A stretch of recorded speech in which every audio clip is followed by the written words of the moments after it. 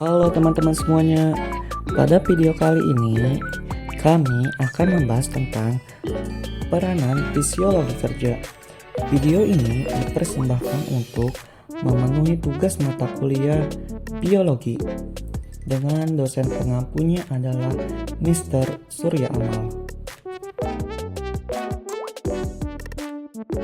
Adapun anggota kelompok kami yang pertama bernama Fitri Nur Amalia, Niko Setia Danwarta, dan yang terakhir adalah Revani Agnesia. Pada pembahasan pokok kali ini, kita akan membahas tentang satu pengertian jenis kerja, mekanisme terjadinya energi untuk kerja, kapasitas kerja fisik. Yang kelima adalah faktor yang mempengaruhi beban kerja, kelelahan, yang ketujuh adalah akibat dari kelelahan, dan yang terakhir kita juga akan membahas cara mengurangi kelelahan otot. Fisiologi berasal dari kata physis dan logos. Physis sendiri berarti nature dan logos sendiri berarti pengetahuan. Sedangkan menurut ilmu faal, fisiologi dapat diartikan sebagai pertanda. Sedangkan secara konsep, fisiologi adalah cabang dari ilmu biologi yang mempelajari tentang fungsi normal dari suatu organisme, mulai dari tingkat sel, jaringan, organ hingga tingkat organisme itu sendiri. Fisiologi terbagi menjadi fisiologi hewan, tumbuhan, bakteri, dan juga manusia. Namun pada pembahasan kali ini kita akan membahas tentang fisiologi manusia, terutama pada fisiologi kerja. Lalu apa sih fisiologi beban kerja itu? Fisiologi kerja merupakan ilmu yang mempelajari informasi mengenai seberapa besar aktivitas sistem tubuh seperti sirkulasi darah, pernapasan, pencernaan, dan aktivitas muskuloskeletal dapat bertahan tanpa mengalami kerja yang berlebih dan mengalami kelelahan. Lalu, apa saja sih jenis-jenis kerja itu? Secara umum, jenis kerja dibedakan menjadi dua bagian, yaitu kerja fisik dan kerja mental. Kerja fisik memerlukan energi fisik otot manusia sebagai sumber tenaganya. Kerja fisik akan mengakibatkan perubahan fungsi pada alat-alat tubuh yang dapat dideteksi melalui konsumsi oksigen, denyut jantung, peredaran udara dalam paru-paru, temperatur tubuh, dan lain sebagainya. Sebagai contoh, ada seorang pria di mana dia sedang bersepeda, namun setelah selang beberapa jam, energinya terkuras habis. Itu membuktikan bahwa dia sedang melakukan kerja fisik. Beban kerja sendiri dapat diukur melalui konsumsi oksigen, denyut nadi, temperatur tubuh, dan yang terakhir adalah tingkat penguapan. Lalu, bagaimana cara kita mengetahui pengukuran beban kerja fisik itu sendiri? Secara umum, pengukuran beban kerja fisik itu sendiri terbagi menjadi indeks massa tubuh, denyut nadi, waktu istirahat, dan kita juga dapat menghitung dengan metode Broca.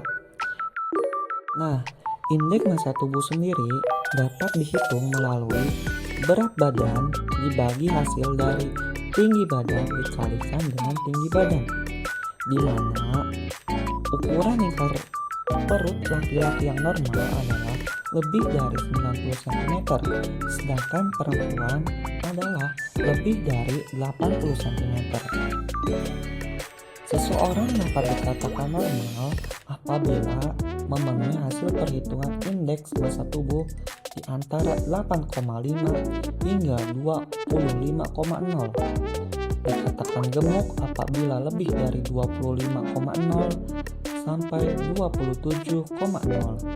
Dan bisa dinyatakan obesitas apabila lebih dari 27.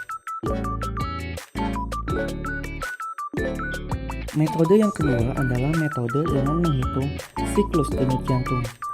Siklus denyut jantung pertama dipertemukan oleh Gretchen pada tahun 1986, di mana denyut nadi sendiri dapat dihitung melalui rumus 10 denyut nadi dibagi dengan waktu perhitungan dikalikan dengan 60. Lalu, apa sih kerja mental itu? Nah, kerja mental adalah kerja yang melibatkan proses berpikir dari otak kita.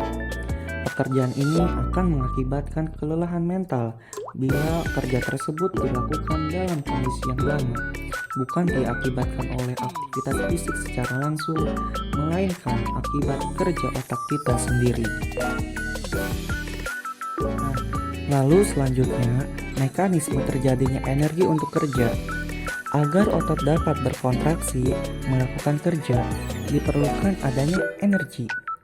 Secara konseptual, energi diperoleh dari zat-zat gizi yang berasal dari makanan yang masuk ke dalam tubuh. Untuk memahami proses ini, perlu diketahui fungsi-fungsi yang terkait dengan produksi energi di dalam tubuh. Sistem pernapasan. Fungsi utama sistem ini adalah untuk menyediakan oksigen bagi tubuh dan mengeluarkan karbon dioksida, air, serta panas yang dibawa oleh darah. Sedangkan sistem kardiovaskuler adalah sistem peredaran darah yang memiliki fungsi utama sebagai pembawa oksigen dari paru-paru serta berbagai zat gizi untuk diedarkan ke seluruh sel tubuh, di mana proses metabolisme selanjutnya berlangsung. Lalu, apa saja sih faktor yang mempengaruhi beban kerja itu sendiri? Secara umum, faktor yang mempengaruhi beban kerja terbagi menjadi dua, yaitu faktor eksternal dan faktor internal. Faktor eksternal sendiri adalah faktor yang berasal dari luar tubuh pekerja. Yang termasuk beban kerja eksternal adalah tugas staf itu sendiri, organisasi dan lingkungan kerja itu sendiri. Sedangkan faktor internal adalah beban kerja yang berasal dari dalam tubuh itu sendiri sebagai akibat adanya reaksi dari beban kerja eksternal. Lalu, bagaimana cara mengurangi kelelahan otot? Yang pertama adalah mengurangi beban kerja dengan melakukan perancangan kerja. Yang kedua adalah mengatur periode istirahat yang cukup didasarkan atas pertimbangan kerja. Yang ketiga adalah mengatur regu-regu kerja dengan baik dan menyeimbangkan tekanan fisiologi di antara anggota pekerja. Dan yang terakhir adalah menyediakan air dan garam yang cukup bagi pekerja yang bekerja dalam lingkungan kerja yang panas. Mungkin